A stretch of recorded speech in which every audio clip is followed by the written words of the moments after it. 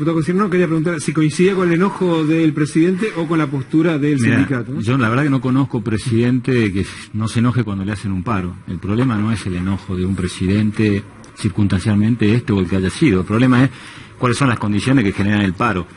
A mí me da a veces ver en la dinámica de la gestión que este gobierno minimiza a veces puntos de conflicto y cuando explotan ya es tarde, ¿no? A veces tiene algún problema de gestión en este sentido. No conozco, normalmente los paros no resuelven en sí el conflicto, es una manera de visibilizar un problema, pero a nadie le gustan los paros y más en servicios públicos cuando se afectan, y yo creo que los trabajadores cuando toman la decisión no lo hacen a propósito para perjudicar a un ciudadano. El problema es que claramente se genera una incomodidad para ir al trabajo y demás. Pero vuelvo a decir, pasó también en otro tema, pero algo muy similar, con el tema de tarifa, por ejemplo. ¿Cuál es el problema del gobierno? Que se le venía advirtiendo de los problemas que se iban a generar, especula a ver hasta dónde puede llegar y cuando fracasa la cuestión, esta famosa prueba de error, tiene que retroceder. Entonces a veces no meritúa el gobierno el punto del conflicto y así está pasando con algunos sectores. El problema ferroviario, a veces uno lo ve desde el interior y lamenta cómo a veces se centra la discusión. A ver, diputado, ¿hoy en Salta esto afectó o no hay ningún tipo de ferrocarril que pueda ser afectado en su provincia? No, pero ¿sabés qué va a afectar? Es que si no avanza la política de ferrocarriles, no se va a recuperar el ramal C14, el C15, el C16, el Belgrano. Carga es fundamental.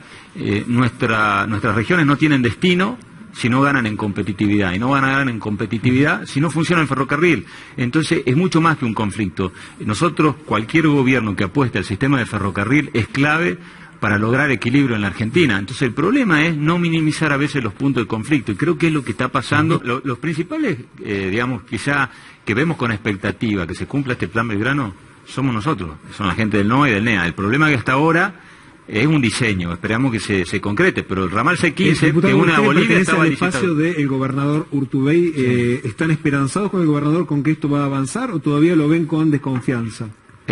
La esperanza no la vamos a perder nunca. Lo que sí debemos ser concreto, que ninguna de las obras previstas para el Plan Belgrano en materia de ferrocarril todavía está licitada. Esperamos, el C15 estaba licitado, se dejó nula la licitación, que es el que une a Bolivia. El C14, hasta ahora las únicas frentes de obra que es cambio de vías que se venían realizando eran las que ya se venían realizando el año pasado. Esperemos que realmente se concrete porque, vuelvo a decir, la única manera de lograr competitividad en nuestras economías y generar puestos de trabajo genuinos. Ninguna industria va a ir a pensar en radicarse en el NOA o en el NEA si no tiene competitividad. Y para darle valor agregado hace falta industria, para tener trabajo genuino, eso. Entonces, ojalá que se pueda concretar. Hasta ahora, debemos ser sinceros, no hubo ninguna obra licitada todavía. Nosotros el proyecto del gobierno no lo acompañábamos tal cual está. Nosotros habíamos planteado muchos cambios, fundamentalmente en materia de control. Planteábamos un límite a la operatoria de contrato público-privado de un 5% del presupuesto y un 7% del PBI. Planteábamos la creación de una bicameral de control, la imposibilidad de ceder, hacer sesiones de contrato, la necesidad de contemplar a las pymes y el compra argentino. Eran las modificaciones que le habíamos planteado y confiábamos que esas modificaciones podían hacerse en el recinto.